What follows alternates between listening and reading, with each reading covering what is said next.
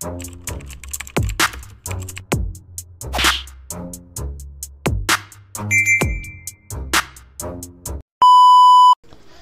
what's up mga kumag, I'm back, ang inyong online judge, wala na ba kundi Judge Jenan. Okay guys, reviewin natin yung isa sa mga battle sa Zoning 17. So siguro nakikita nyo na kung anong battle to, at syempre sa title pa lang alam nyo na, it's Unico versus Saint Ice. Itong battle na to, comeback nila parehas diba? So ayun, June 1 yung battle na to, yung event na to. Ilang beses ko na ito nasabi sa mga reviews ko dun sa review natin sa Zoning 17 na andito nga ako nung live, napanood ko to ng live. To be honest itong battle na to sobrang dikit, and para sa akin sa sa pagkakatanda ko, yung boto ng mga orado dito is 3-2, at isa ako sa mga bumoto kay Unico nung live. Okay, nung live. Tapos ngayon titignan natin kung mabaka bumaliktad yung opinion ko sa battle, kasi si Saint Ice yung panalo sa battle na to. So let's see kung magkaiba yung magiging take ko sa live dito sa review natin ngayon. So props kay Unico, nakausap ko si Unico, or kinausap ko si Unico after neto, nagpa-picture ako, sabi ko tangin ang lakas nun. Pero ayun, sayang, sobrang lakas ng performance ni Unico dito sa pagkakatanda ko. Tapos since speaking of Unico, JM Lopez TV, na kailan matutuloy yung collab natin? Magkalapit lang kami guys, magkalapit lang kami ni JM Lopez. Pero di matuloy-tuloy yung pinaka napag-usapan namin na collaboration. So sayang, di matuloy, busy parehas. Ako sa work, si JM Lopez I don't know, pero syempre mas malaki yung kinabibisihan ni Boss JM Lopez. So yun, share ko lang, pero sana matuloy yun. Kung hindi man late this year, sana early 2025 sana matuloy yun. So I'm looking forward pa rin naman ako doon, Boss JM Lopez, no? So ayun, Unico versus Saint Ice, pagbabalik nila parehas. Si Saint Ice, ang pagbabalik niya is yung laban niya kay Esper sa 1 minutes, at si Unico naman, napanood ko rin siya yung last battle niya against Romano na sobrang lakas din nun. Sa PSP yun, na-review na rin natin yun. So ayun, parehas na lang pagbabalik sa main stage, sa big stage ng Flip Top. So panoorin natin to, let's go. Una barat Unico. Saint Eddie Old God, ululwak, beginner. Kung ako pinag-tryouts, ikaw yak, repeater. Higit 10 taon ang nakalipas nung pangalan mo sa ligang to ay nag-appear. Abra, Apex, Chris Delano, Ice Rocks, talagang pang Battle of the Year. Kaso ilang taon ang nagdaan na istak ka sa bottom tier. At sa 4 na pangalang nabanggit, ikaw lang di nagkakareer. Isipin mo yon, usapan ay music, talagang pang good shit yung mga kantang nagawa ni Delano.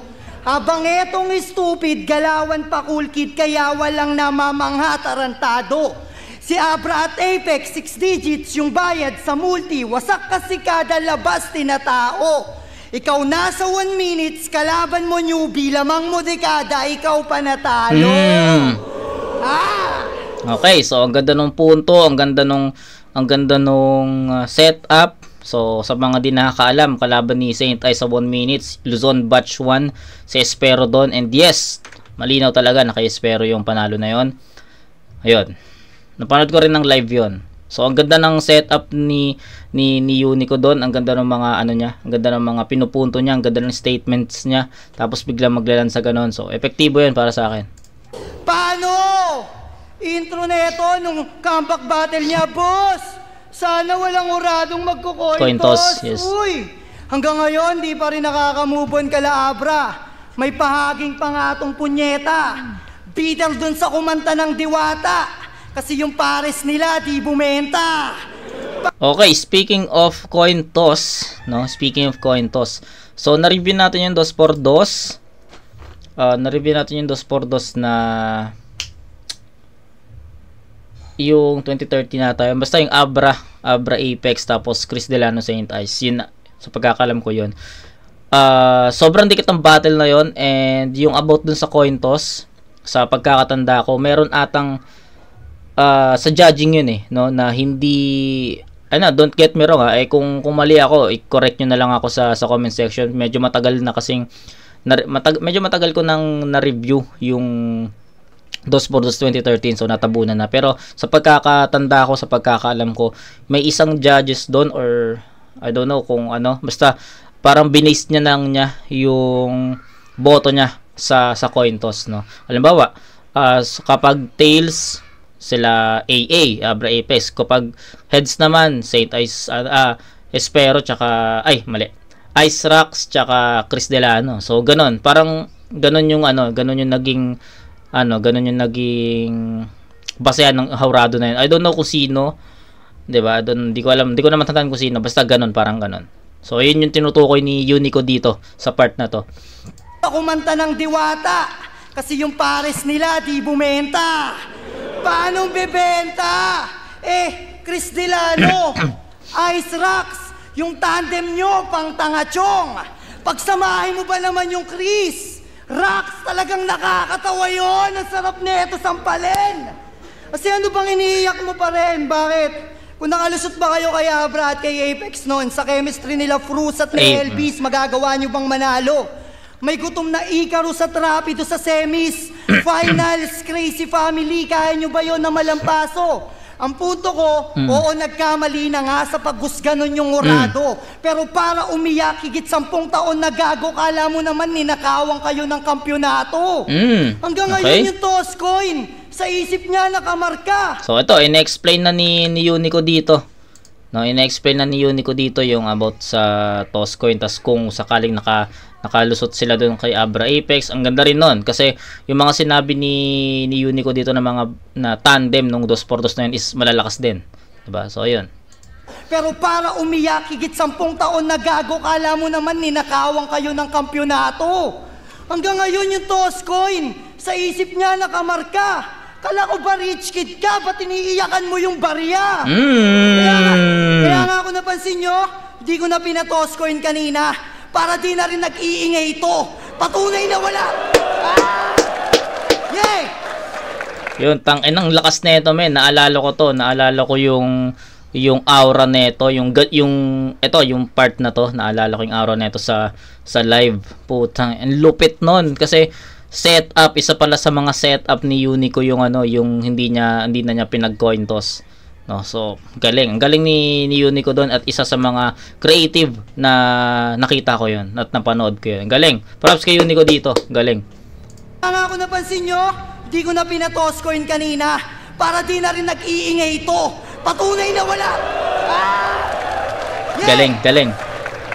Kaya nga di ko na pinatoss coin kanina para di na rin nag-iingay ito. Patunay na wala akong pakialam sa barya o lagi binibigay ko. Ikaw na pinapik ng una sa atin bilang party, dako na nga din. Total di na kailangan pa ng toss kasi bibingo ka na sa akin. Ako, dapat sumuko ka na nga lang. Wala kang palag sa labang to. At kagaya ng nakasanayan, hagis nyo na yung puting bimpo sa santo, galingan mo. Kasi kung hindi, ako'y malabo na tumingala. Pakita mo ngayon sa mga tao na santo ka nga. Sige, talunin mo ako, gumawa ka ng himala. Galing!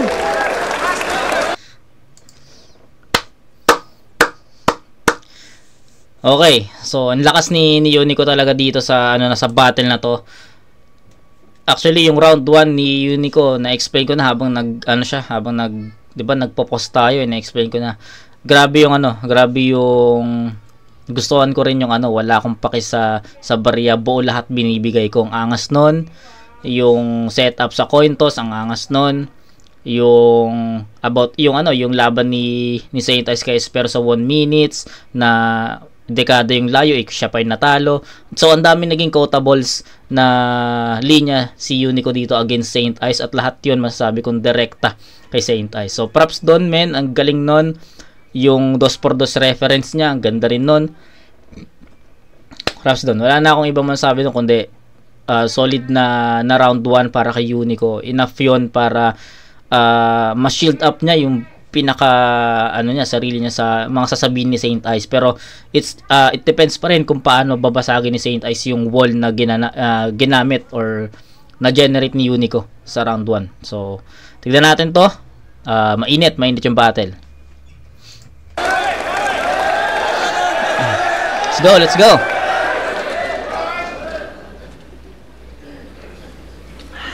Yung dinurangin na naman. Panay week lang na tayutay. Huwag niyo ako sigawan ng bawi, babawian ko tong buhay. Napag-iwanan daw ako. Oo, tama ka bro. Kasi long hair na siya, tapos ako kalbo. Kasi long hair na siya, tapos ako kalbo. Long na si Chris Delano. Okay. Uy, mga po sinabi mo, putang ina mo ka. Di, sige, okay na. Pa on the spot na konti, pampainit lang, nakalimutan ko na kung paano. Okay lang ba? Okay lang ba? Hindi ka halata. Ina-add mo pa ako sa FB, men. Nung tapos ka na magsulat, kinancel mo yung friend request, hindi ka obvious. Pwede kang spy. Spying kita dyan eh. Ito yung pinaiyak nung batang minumura yung nanay. Pero nag-aangas pa din. Yun siguro yung resulta kapag 6 minutes ka lang tinutukan ng tatay. Skin-out pa ako nung laban ko sa Motus. Oksigago. Nung napanood na yung performance, problemado. Kasi pinanood, gusto niya daw makita yung kung paano daw yung presence ko. Ang corny nun, tol. Nakita niya tuloy kung paano ako mangain on stage, parang Ozzy Osbourne. Kita mo, yung semi-freestyle ko pa lang, wala ka na agad, wala kang flavor na ganyan. Kaya pwede ka na uli umalis go, mayor ng Banban. Pag wala kang ginamit, nagasgas na mga bullshit, sa'yo na tong battle, ipoporpit. Kaso alam naming babase ka lang sa linyahang na ilatag na ng iba, basang-basa na yung blueprint. Zoning, hindi to battle, ito ay movie. Panoorin yung mabuti, mahina mag-construct. Mababa pa yung level, ako konkreto from the ground up. Basta rocks, madaming layer, yung pundasyon ko. Mula zoning 1, Quantum Cafe, kasaysayan tangina. Doon pa ako nag-try out, kasabayan si Kensa. Sa venue kung saan ang pinakaunang lineup ng flip-top hanggang unang tournament zoning. Mga alamat ng kadigma sa isang laban na hanggang ngayon ay madalas na balikan. Nawala, nagpahinga, panay kanta, ang nalikha. At ngayong zoning 17, ako'y nagbabalik na enigma. Nakakatawa lang na kung saan ako nangarap at nagsimula, ay dun din pala ako tatapos ng pangarap ng iba. Bahay ko to! Okay. Bahay ko to! Malakas yun. At binook tayo sa zoning para paalala sa'yo kung saan ba lugar mo. Di ba bago mag-construct, inaalayan yung santo? B-side game? Rest in peace, B-side. Pero ang ganda ng boses mo, men. Yung voice niyan, pang curse 1. Parang sinumpa. Tunog Apex na hinalo kay Romano King na. Pag pinasubo ng Lil Strux, mas mataas pa yung replay value ng misis ni Carlos Agassi. Ganto tunog kapag takot uminom ng tubig yung mga taong may rabies. Parang ngongo na may sore throat, na nasobrahan Alfonso. Subukan mo mag-soul milks, tas mumug ka ng zone rocks, baka luminis naman flow mo. Okay. Respect! Yan ang bagay na di mo magiget. Kasi ikaw ay fake pecs, parang sintol sa chest mula gupet. Maging cadence, yung bars lang di kinaya nagayahin pa. Ginampanan na budget Apex, galawang dali-dali nga. Pero para kayong Pokemon no? Lux Hearties, Unico, Final Form, Apex. Ikakahon ko tong Pokemon na para bang graded. Para tumaas yung palo ng stats, kinailangan ng teacher na galing sa Leyte. Panghalimaw lang naman rounds niyan kapag kahawak ng trainer, thoughts? Pero wag kayo. Ang kaniyang wordplay, pang mataas na isipan. Bird brains. Kasi ginagamit mo pa din yung choke at saka choke. Chong! Ilang taon na yun bulok. Panis na yung chok mo, kaya yung mga sulat mo durog sa kada performance ko. Pang once in a lifetime. Sa lahat ng verse mo, may narinig na kami dati na punchline na exposed to kay C9. Akala ko ba wordplay ang weapon niya? Malaman-laman ko nanghihingi ka ng linya, weirdo ka. Na mali mo sa 9 nang ipupunto kay negatibo kasi 0-0 na, tol. Yung ibang artist may ghostwriter kasi magaling sila na lumapat sa beat. Tas ikaw, acapella battler, nagpapasulat legit. Di sa ano pero sa pagkakaalam ko yun na lang yung trabaho mo, bitch. Baka naman gusto mo pang ibang tao mag-spit. Kaya pala ang corny mag-rap kasi yung ghostwriter niyang may pares, inonsihan siya. Itong lagi nagre-reklamo sa TF kasi datong ay short na. Di ba't di ka nalang mag-streamer sa Ronnie Macnat, mag-ingat ka sa mga angle mo. Kasi yung minsang inakala nating pinagpala sa kiliti ng tagumpay, ayun pala ay pala sa sarili natin na hukay kasi kung paano mo ipinta ang ibang tao'y refleksyon ng sarili mo na kulay. Pero sige, piliin mo yung mga bunga na madali na pitasin hanggang maubos na't matuklasan yung mas matataas hindi mo kayang abutin, aning. Nandito ako para sa ubusan ng letra, hindi desperado para kumalkal parepa. Lahat ng sakin nag-below the belt. Napowatan Pereira, welcome to Mortal Kombat. Choose your Powatan Pereira, okay. destiny. Wrestling, capoeira, moves ko, Eddie G, Y2J sa mic, Stone Cold Energy, sumulat ka sa rock, Tombstone, rest in peace. Malamway tay, aking target ay si Nico, grabe paggabanat. Halos di kayo makapaniwala sa nakita para bang mirage lang. First round pa lang, tol!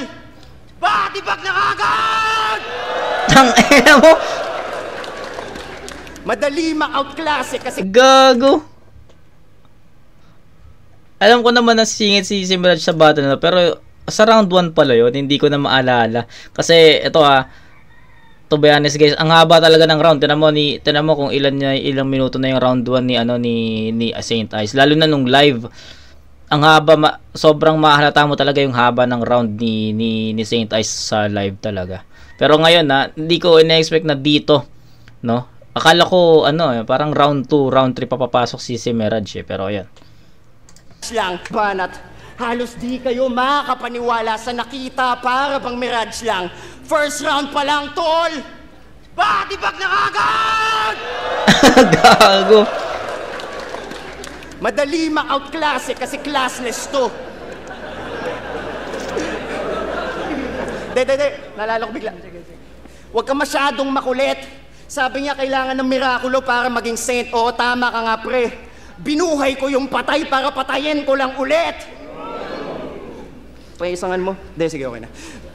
Madali lang ma-outclass kasi classless to. Ngayon mag-spit ka na makita nila tama lahat ng mga sinabi ko. Tang ina mo, unicorn.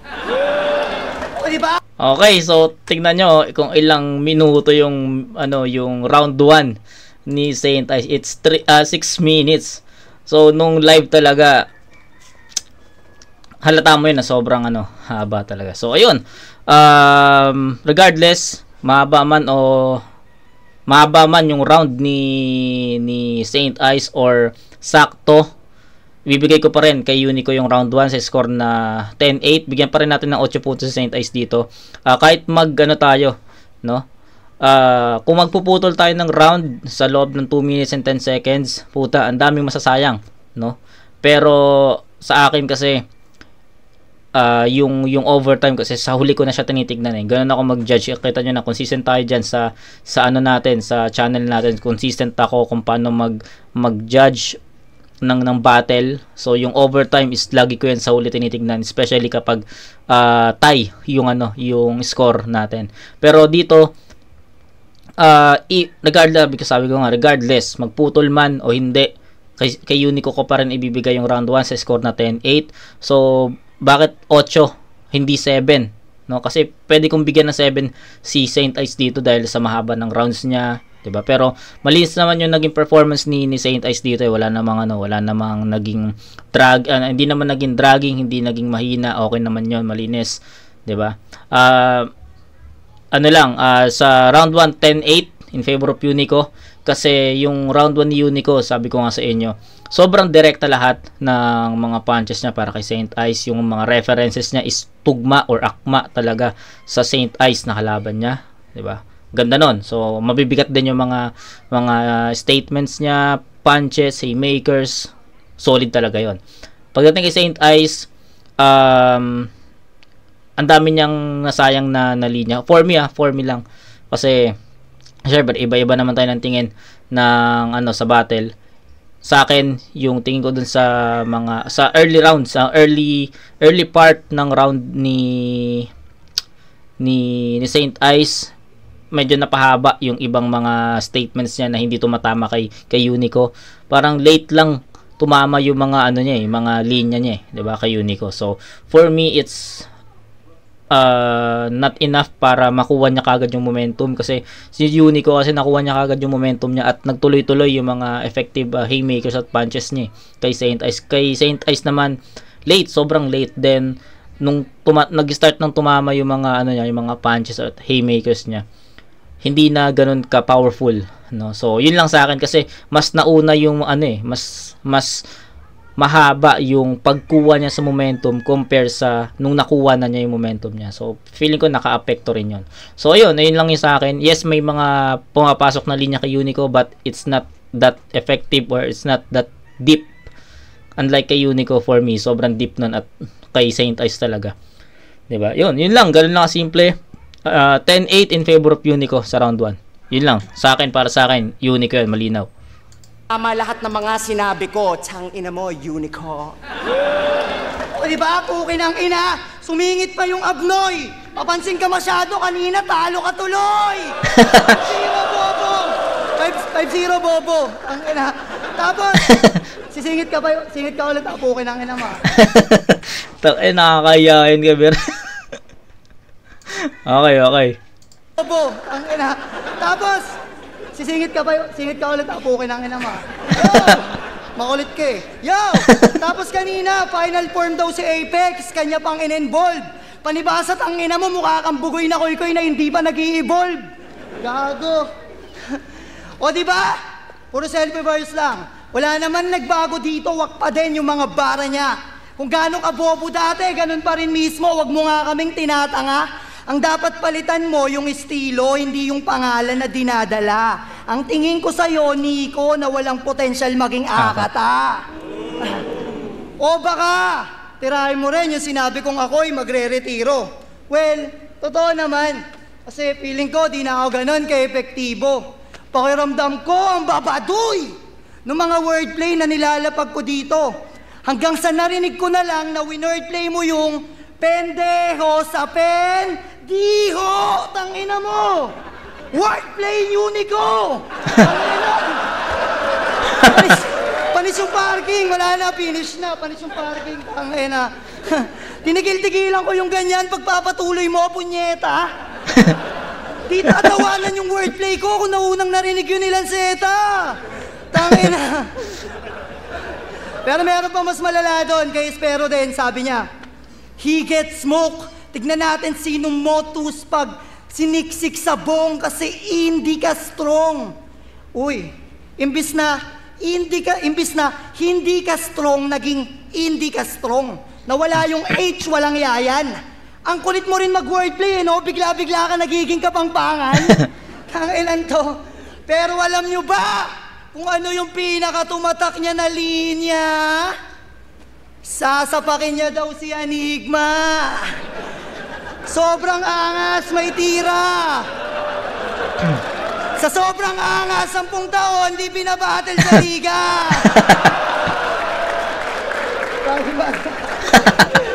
Kaya nag-MMA na lang muna siya. Doon siya nakipagtagisan, walang sawa na praktisan, talagang yung hataw, itinodo. Huling laban daw neto, di man lang daw siya pinagpawisan. Paano 6 na segundo pa lang, knockout na si Bobo. Ang galing mo po pala, sir. Iba din yung pagkahubog. Batak na MMA fighter, literal.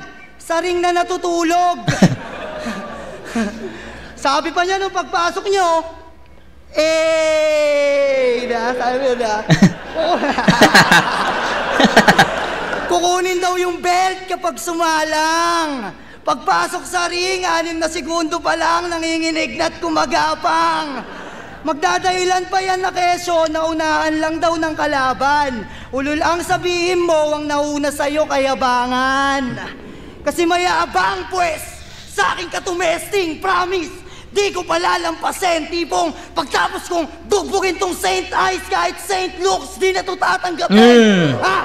Makakatikim ka sa akin at wala akong pake kahit may saint ka dyan sa ngalan mo. Ako'y kilalang iglesia, wala akong sinasanto. Ikaw yung ice, pero ako yung kikinang sa labang to. Reverse Titanic, yung ice naman yung lulubog pag tinamaan ng barko. Ano? Kitang-kita nyo naman ang aking dedikasyon. Kada sampa sinasagad, wala tong limitasyon. May round trip ako at mas lalo pang ang didiin yun. Tipong di mo kakayanin kasi hindi ka strong, pake. Tangina mo, Unico.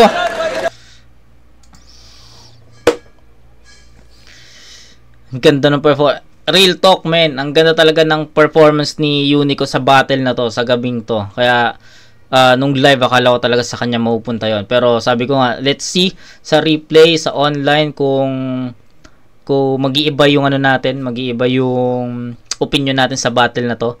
Pero para sa akin yung 1 and 2 ni Unico, siguro masasabi ko na naging slow start si Unico sa round 2, pero ganda ng bawi niya, no? Yung round 1 pulido sobrang pulido nun, ang daming punto, references, haymakers, punches na wala talagang nasayang. Lahat talaga yun connected, lahat talaga yun tumama kay kay Saint Ice. Pagdating sa round 2, medyo nag-slow start. Yes, okay yung ginawa ni Unico about dun kay Mirage. Pasok yun.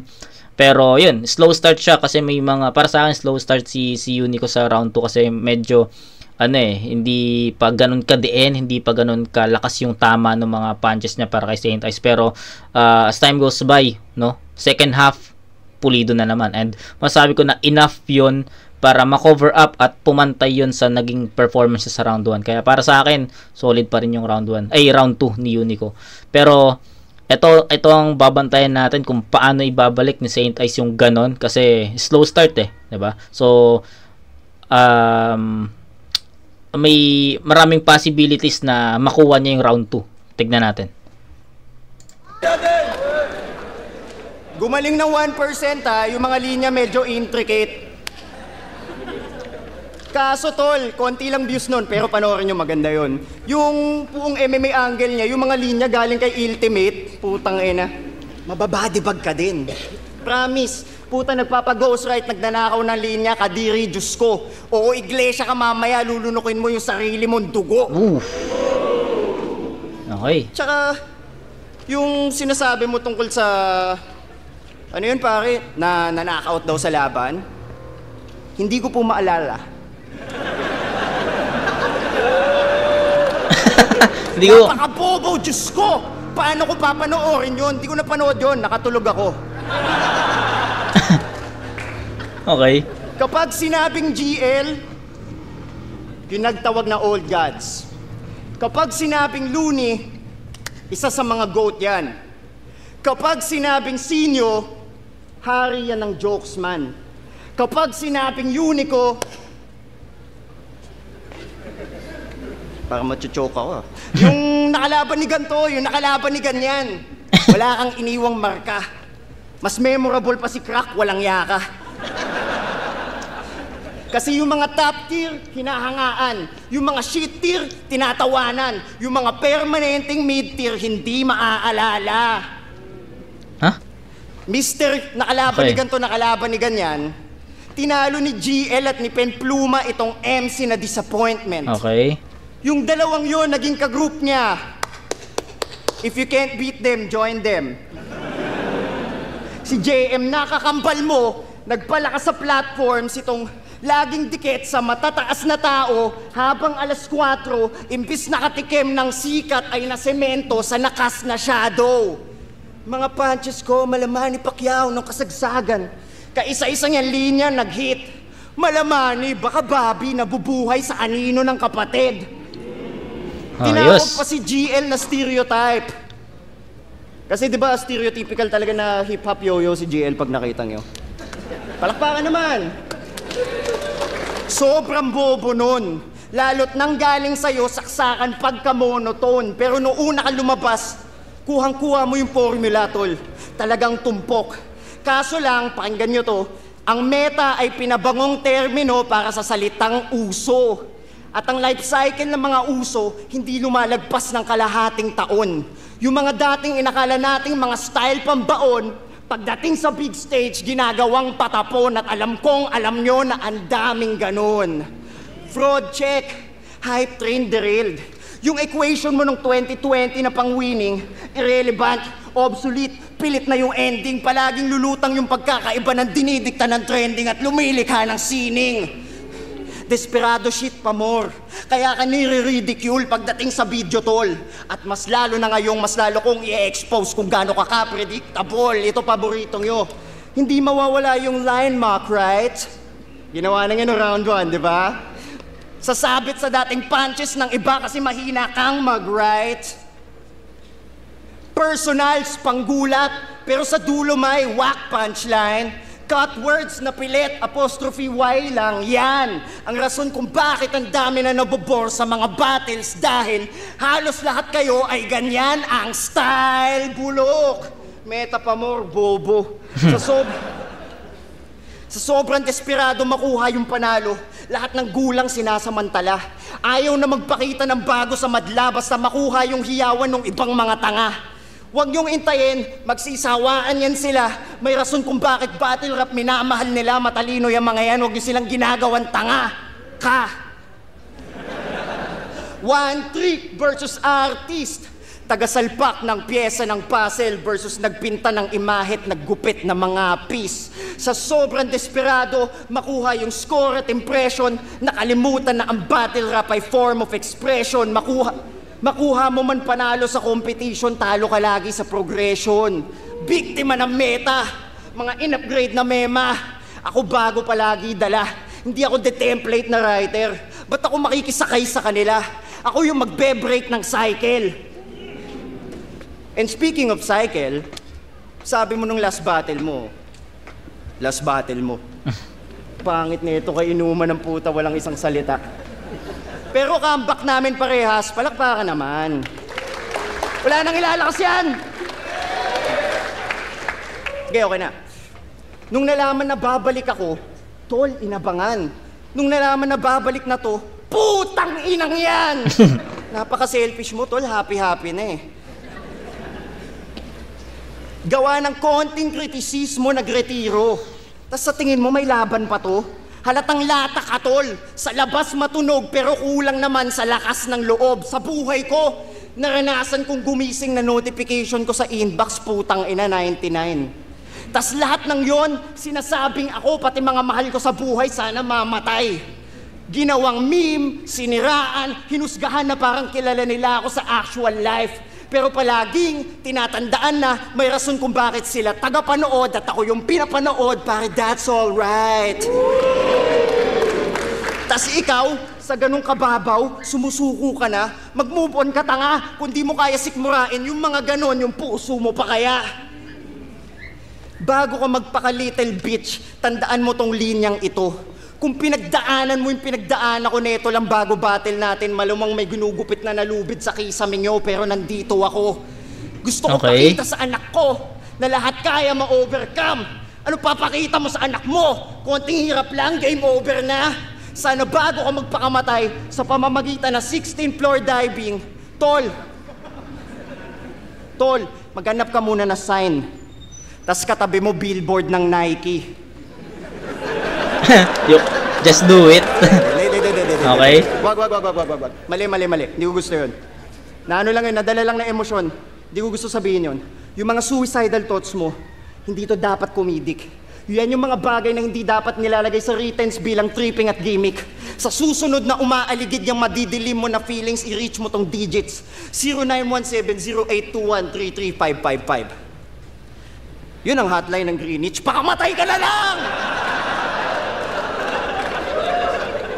Pero tinanggap mo naman tong battle na to, pare-parehas lang yan. Kung di mo kinaya hinaing ng mga tao nung ikaw daw dapat na panalo, abangan mo mangyayari sa'yo gago ngayon ni kay mas klaro na natalo at mas lalong nalampaso. Mas pipiliin ko matalo, katulad na sinabi niya, na pinakita buong tapang kesa sa buhay ay matalo kasi hindi na lumalaban. Tang ina mo ulit, Unico.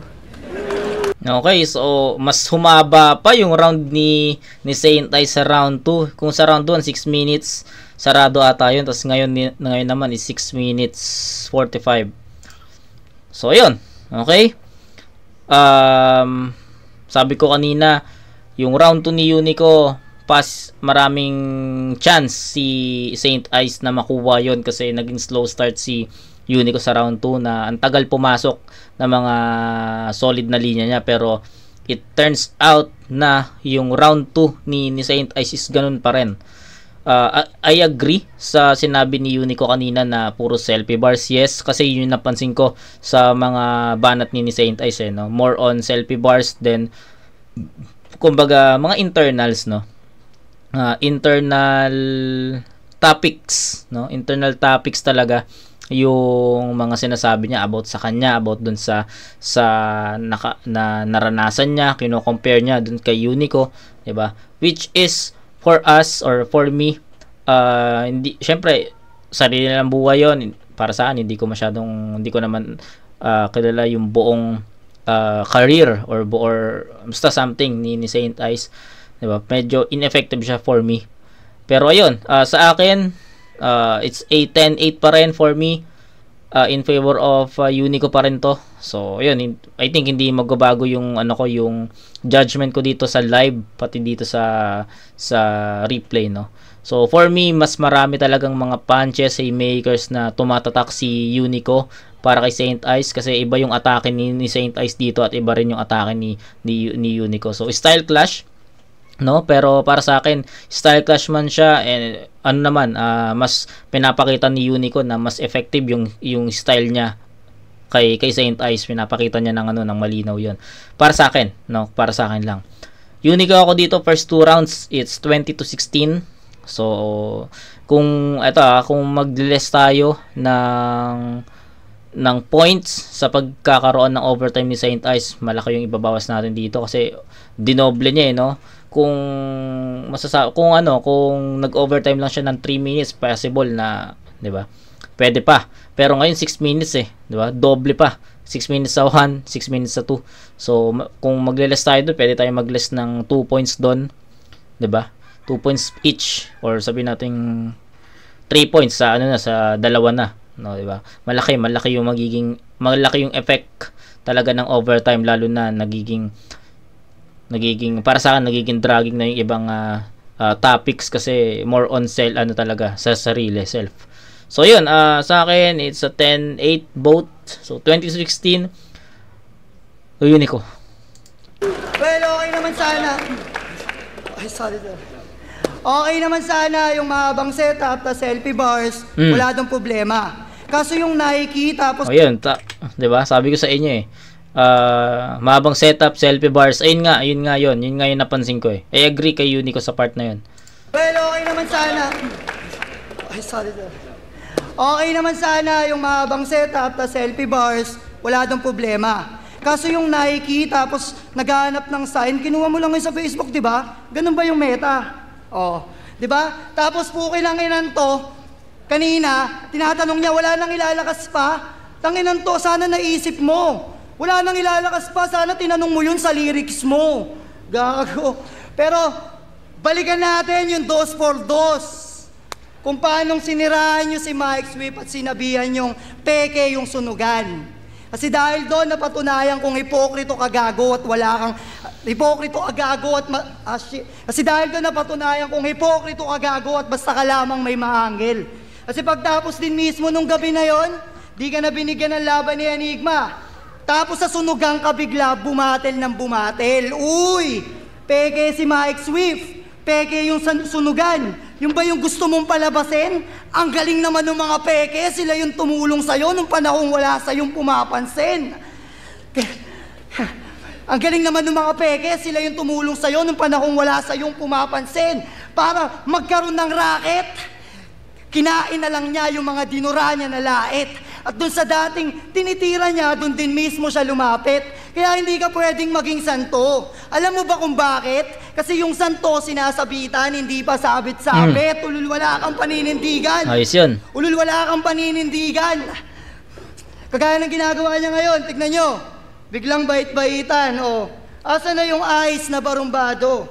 Yung naninigaw, namamangga, naninindak sa entablado. Anong tawag dyan? Maturity? Ulul, wala kang magagago. Ang tawag dyan, desperado. Handa ka ng baguhin buong sarili mo. Magustuhan ka lang ng tao, tarantado. Diyan tayo nagkaiba kasi ako, binangga yung malalaking grupo. Kahit mapagkaisahan, sinagot yung mga idols, wag lang akong pagtawanan. Kasi wala akong pake kahit di ako magustuhan ng mga yan. Ang importante, pagdating sa dulo, yung sarili ko na pangatawanan. Kasi ako'y veterano na rin maglaro. Saksi yung marami dyan. At para mapatunayan kung tunay itong santo, tinapat siya sa Vatican. Ha? Pero mga iba, sino dito nakapanood ng laban nila ni Hespero? Yung 1 minutes? Sabi niya doon, kahit naman matsambahan mo ako ngayon, ako pa rin mag-uuwi ng trophy, bro. Trophy, bro! Trophy. Dali lang, ha?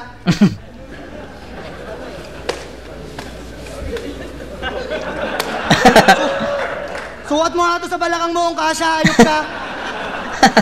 Pero wala naman dun nakakapagtaka. Sadyang ganun lang talaga yung effect. Nakatulog nga, di ba? Kaya di niya alam yung itsura ng belt. O baka sabihin, pwede din naman tawaging trophy yung belt kasi parehas lang naman reward yun, huwag ka lang masyadong maselan. Tanga, magkaiba talaga yung trophy sa belt. Bobo ka lang talaga kahit kailan. Porket parehas reward, tatawagin mong trophy yung belt. Tanga, o sige, pagbigyan natin tong epal. Eh di trophy din pala yung tawag mo pag nakakakita ka ng medal, di ba? Bobo ka eh, kaya nga di na lang kita pinagandaan ng maayos. Kaya di na lang kita pinagandaan ng maayos. Kasi, ano pa bang hinahangad mo? Tanga, praktisan lang tingin ko sa'yo, hindi battle rap to. Sadyang, ensayo lang talaga yung dahilan ng paglapag ko at gusto ko lang gawing punching bag yung body bag mo. At last, sa mga nabitin sa inanda ko, masasabi ko lang, sorry. Tingin ko rin naman siya yung mas karapat dapat manalo kasi yung mga banat ko, corny. Tingin ko, pare, nakuha mo talaga. Congrats sa'yo yung all 3. Bilang parangal, sana tanggapin mo tong belt, type ka.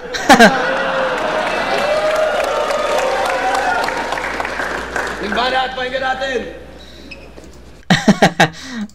Binaliktad ni Unico. Trophy. Dapat trophy yun, pero belt, okay. Yung round 3 ni Unico, kitang-kita na lumaylay siya doon. So, okay.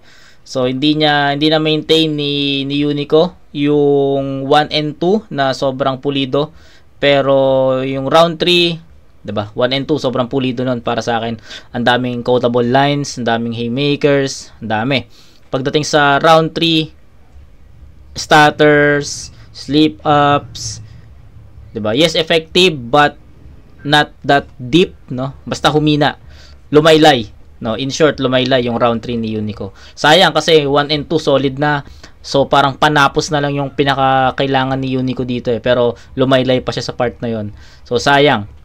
Hindi na maintain ni Unico yung yung first and second round. Pagdating sa round 3, kumawala talaga, lumaylay. Naging ineffective.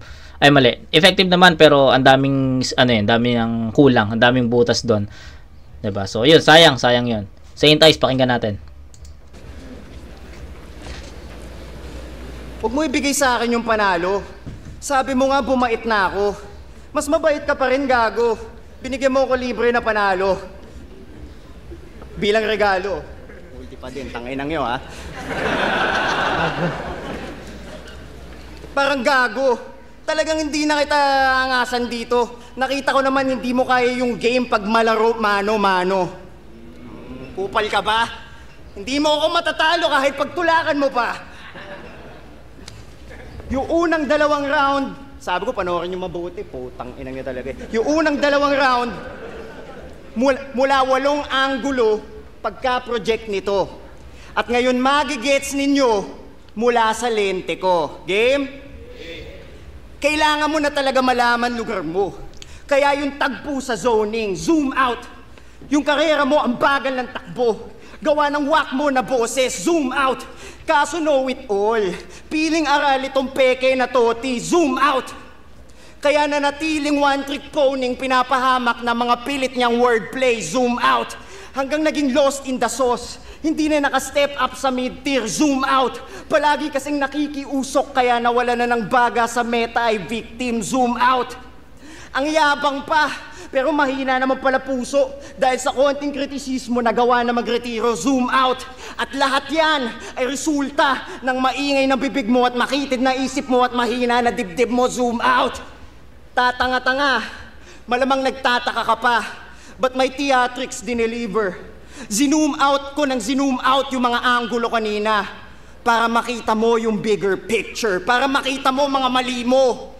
Imbis nag-aangas palagi, para makita mo yung mga reason kung ba't sinasantabi ka, pre. Para makita mo nakalayo ka pa sana kung nakinig ka lang sa akin. Para makita mo pagkakaiba ng panalo tsaka talo, mapabattle, mapabuhay, yun ang pagkakaiba natin. Sana kita mo na. Sana kita mo na, tol, concerned ako sa'yo. Kasi hibang lang ang paulit-ulit tas nag-e-expect ng pagbabago. Lahat ng angle magkakonek sa kung bakit di ka makakonek sa mga tao. Ano kala mo talaga? Gasgas angles, mga baon ko? Asa ka pa tanga. Ginagawa ko nga lang one-liner pagkatao mo. Iisa ang storya nung 3 act. At ito'y talambuhay ng bitch. Hindi nyo nakita sa pag-program? Ako nagsulat ng script, sinabi ko na mula round 1. Panoorin nyo tong movie now showing, paalam Unico, ito ang huling na viewing. Shoutout do kay kuya na nakasando. Na pag ganun react niya, nakita nga si Unico dito rin na Rambo. Kitang-kita ebidensya ng pagka-fake niya.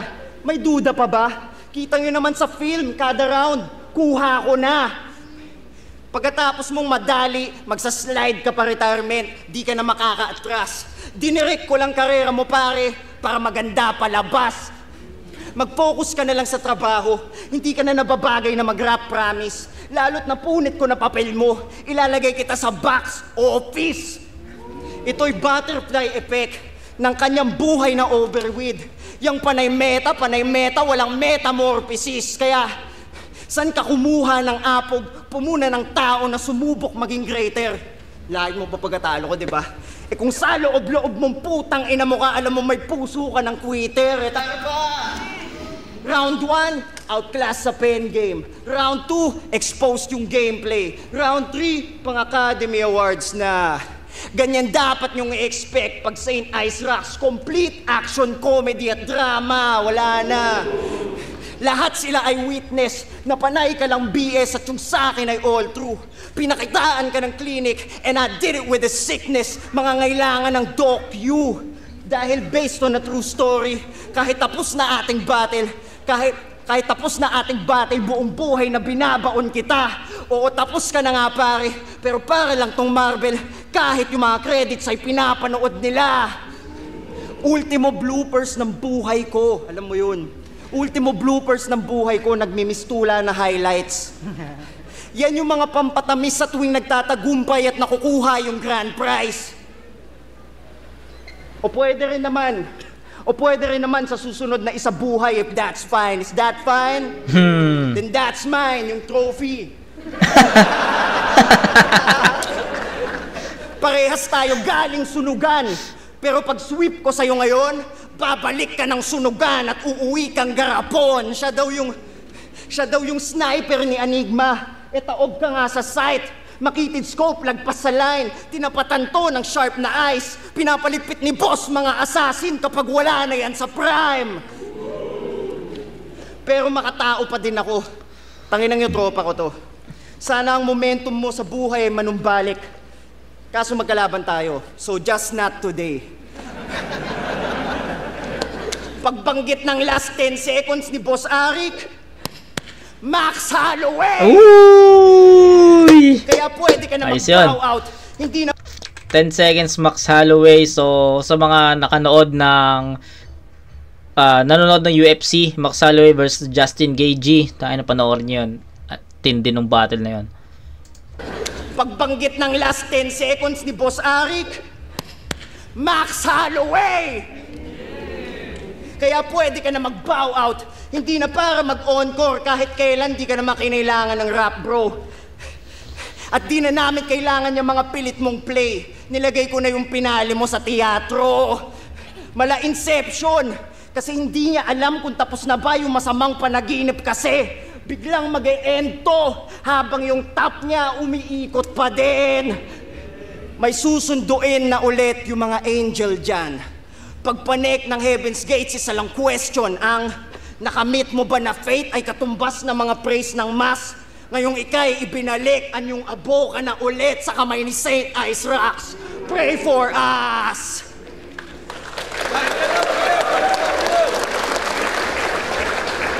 Coding 17! Okay, so sa round 3, hindi ko na-explain ng mahaba, pero round 3, malinaw yon, Saint Ice.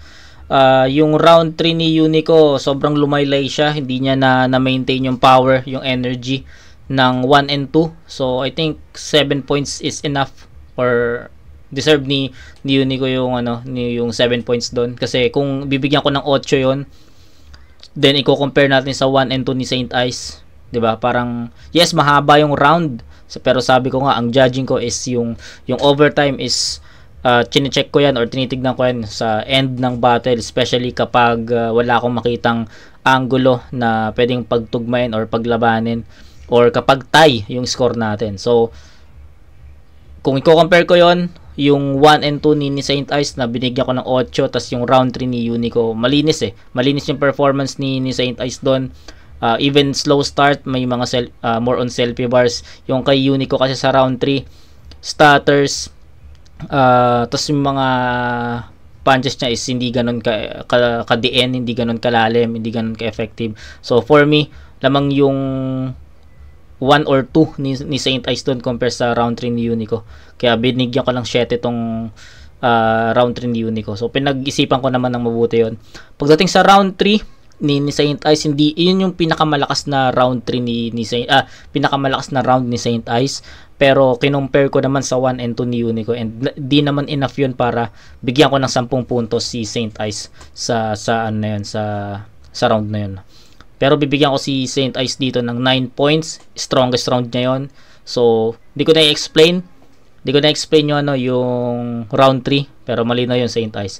9-7 in favor of Saint Ice. So 1 and 2 Unico, round 3 malinaw yung Saint Ice. Ang ganda nung mga niya, ginamit niya yung zoom out, effective yon, pero hindi siya ganun ka diin para sa akin, or hindi ganun ka direkta.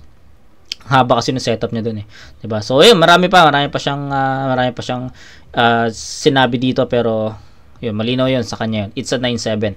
So score is 8-8-9, 16-25. Then si Unico is 10-10-7, 27. So malinaw naman yon, 27-25 in favor of Unico, 'di ba? So para sa akin Unico pa rin yung battle, 'di ba? Kita niyo naman, up ahead si Unico ng 2 points each sa rounds 1 and 2, tapos up ahead ng 2 points din si Saint Ice dito sa round 3. So magka-cancel out lang, pero lamang pa rin si Unico, kasi dalawang round yung nakuha niya. 1 and 2 Unico, 3 Saint Ice, 27-25 Unico ako dito. Unico versus Saint Ice, mag-ace beses para sa kanilang pareho. Solid yung laban na yun. Boto ng warado, 3-2, magigay para kay Saint Ice.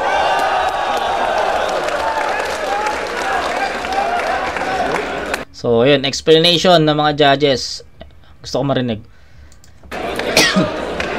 Pinoto si Saint Ice. Actually, parang lang to parang Katana Mirage lang to, kasi parehas sila, halos equal sila sa punchlines, pati sa rhymes, sa overall lyricism. Binasa ko lang kung sino yung mas nagpakita ng unique o creative. Para sa akin si Saint Ice yun sa round 2 at 3. Round 1 medyo pantay sila, pero siguro ang nakita kong problema kay Unico ay medyo nag-umikot lang sa mga usual angles, habang si Ice ang dami pinakitang bago na effective, na solid yung mga nagawa niya. Pero yun, magandang laban yun, St. Ice. Yung bagsik, ginudge ko na lang siya kabuuan kasi para sa akin si Unico mas tumatama sana yung ano niya eh. Mula umpisa hanggang kalahati pero hindi niya natapos ng mas malinis hanggang round 3. Tapos si Isaacs naman overtime pero mas sumasa pa kasi saka mas maganda yung mga tinatakil niya dun sa mga kada linya niya. Yun, siguro mas nagustuhan ko lang yung material ni St. Ice pero pwede rin sana kay Unico yun. Pero, yo, surahan nyo. Ako yung isang bumoto kay Unico. Actually, maganda naman yung laban nila. Bumase na lang ako din sa haba ng pyesa kasi siyempre bilang battle MC, nire-respeto ko yung mga sumusunod sa time limit. Lalo na. Although kahit di siya isa buhay. Pero yung mga punchline kasi ni St. Ice nasa bandang dulo, which is parang kinat ko na yung round yun eh. Kumbaga ano, maganda sana yan kung mas nasiksik niya ng onte. Pero overall kay Unico, sumunod siya sa oras at balanse lang naman yung mga bigay niya. Every once in a while, nakakapagbagsak din siya ng mga bars. Kaya yun, Unico, all three. Binoto ko si Ice, isa ko sa bumoto sa kanya. Round 1 binigay ko sa kanya. Medyo sa round 1 ni Unico, medyo ngalay ako dun sa mga napili niyang angulo. Tapos sa round 2 naman, yun yung pinakamalakas na round ni Unico sa tingin ko. Yun, sa kanya talaga yung round 2 malinaw para sa akin. Tapos yung round 3, binigay ko pa rin kay Ice. Ang naging problema, pababa na yung energy ni Unico sa round 3. Pero yun, Black Manila. Isa ko sa bumoto kay Unico. Para sa akin, yung all 3 rounds naging parehas ng takbo.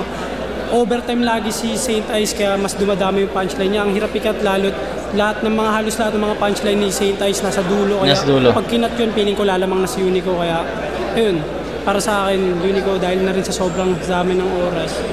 Unico. So yun, parehas kami ni Sur at ni Casper na bumoto kay Unico, and para sa akin Unico talaga yung battle na yun, no? Sabi nga nila kahit mag-cut sobrang layo na ng lamang, 'di ba? So yun, Unico yung battle na to for us, sa aming tatlo, no? Ni Sureño, Casper at Jinan syempre.